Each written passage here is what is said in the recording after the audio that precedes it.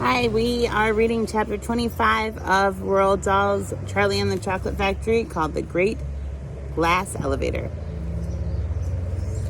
I've never seen anything like it, said Mr. Wonka. The children are disappearing like rabbits, but you mustn't worry about it. They'll all come out in the wash. Mr. Wonka looked at the little group that stood beside him in the corridor. There were only 2 children left now, Mike TV and Charlie Bucket. And there were 3 grown-ups, Mr. and Mrs. TV and Grandpa Joe. Shall we move on? Mr. Wonka asked. Oh, yes, cried Charlie and Grandpa Joe both together. My feet are getting tired, said Mike TV. I want to watch television. If you're tired, then we better take the elevator, said Mr. Wonka. It's over here. Come on, in we go. He skipped across the passage to a pair of double doors. The doors slid open. The 2 children and the grown-ups went in. Now, cried Mr. Wonka, which button shall we press first? Take your pick. Charlie Bucket stared around him in astonishment. This was the craziest elevator he had ever seen. There were buttons everywhere. The walls and even the ceiling were covered all over with rows and rows and rows of small black push buttons. There must have been 1,000 of them on each wall and another 1,000 on the ceiling. And now Charlie noticed that every single button had a tiny printed label beside it telling you which room you would be taken if you pressed it. This isn't just an ordinary up and down elevator, announced Mr. Wonka proudly. This elevator can go sideways and long ways and slant ways and any other way you can think of. It can visit any single room in the whole factory, no matter where it is. You simply press a button and zing, you're off. Fantastic, murmured Grandpa Joe. His eyes were shining with excitement as he stared at the rows and rows of buttons. The whole elevator is made of thick, clear glass, Mr. Wonka declared. Walls, doors, ceiling, floor, everything is made of glass so that you can see out. But there's nothing to see, said Mike TV. Choose a button, said Mr. Wonka. The 2 children may press 1 button each. So take your pick. Hurry up. In every room, something delicious and wonderful is being made. Here they are in the elevator. Quickly, Charlie started reading some of the labels alongside the buttons. The Rock Candy Mine, 10,000 feet deep, it said on one. Coconut ice skating rinks, it said on another. Then strawberry juice water pistols. Toffee apple trees for planting out in your garden, all sizes. Exploding candy for your enemies. Luminous lollies for eating in bed at night. Mint jujubes for the boy next door. They'll give him green teeth for a month. Cavity-filling caramels. No more dentists. Stick jaw for talkative parents. Wiggle sweets that wiggle delightfully in your tummy after swallowing. Invisible chocolate bars for eating in class. Candy-coated pencils for sucking. Fizzy lemonade swimming pools. Magic hand fudge. When you hold it in your hand, you taste it in your mouth. Rainbow drops. Suck them, and you can spit in 6 different colors. Come on, cried Mr. Wonka. We can't wait all day. Isn't there a television room in all this lot? Said Mike TV. Certainly there's a television room, said Mr. Wonka. That button over there. Everybody look.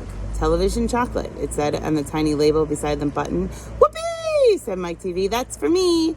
He stuck out his thumb and pressed the button.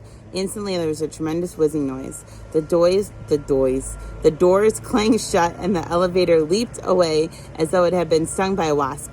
But it leapt sideways. And all the passengers, except Mr. Wonka, who was holding onto a strap from the ceiling, were flung off their feet onto the floor.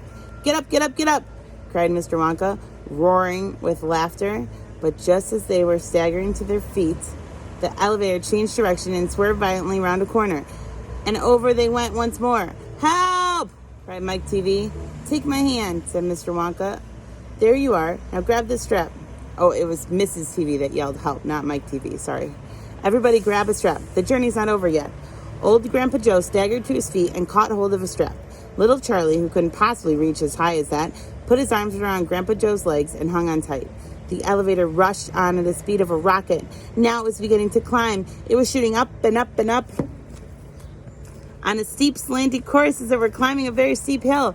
Then suddenly, as though it had come to the top of the hill and gone over, it dropped like a stone, and Charlie felt his tummy coming right up into his throat. And Grandpa Joe shouted, "Yippee, here we go!"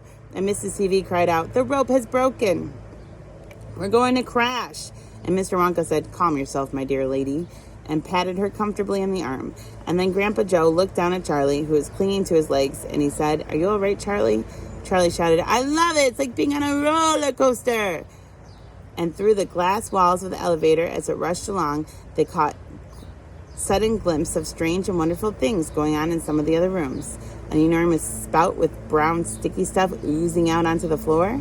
A great craggy mountain made entirely of fudge with Oompa Loompas all roped together for safety, hacking huge hunks of fudge out of its sides. A machine with white powder spraying out of it like a snowstorm. A lake of hot caramel with steam coming out of it. A village of Oompa Loompas with tiny houses and streets and hundreds of Oompa Loompas, children no more than 4 inches high, playing in the streets.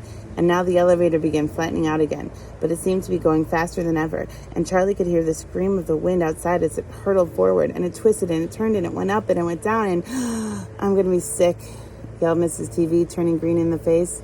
Please don't be sick, said Mr. Wonka. Try and stop me, said Mrs. TV. Then you better take this, said Mr. Wonka, and he swept his magnificent black top hat off his head and held it out upside down in front of Mrs. TV's mouth. Make this awful thing stop, ordered Mr. TV. Can't do that, said Mr. Wonka. It won't stop till we get there. I only hope no one's using the other elevator at this moment. What other elevator? Cried Mrs. TV. The one that goes the opposite way on the same track as this one, said Mr. Wonka. Holy mackerel, cried Mr. TV. You mean we might have a collision? I've always been lucky so far, said Mr. Wonka. Now I'm going to be sick, yelled Mrs. TV. No, said Mr. Wonka, not now. We're nearly there. Don't spoil my hat. The next moment, there was a screaming of brakes, and the elevator began to slow down. Then it stopped altogether. Some ride, said Mr. TV, wiping his great sweaty face with a handkerchief. Never again, said Mrs. TV. And then the doors of the elevator slid open, and Mr. Wonka said, just a minute now. Listen to me. I want everybody to be very careful in this room. There's dangerous stuff around in here, and you must not tamper with it. So tomorrow we will read 26, The Television Chocolate Room. I wonder what's going to happen.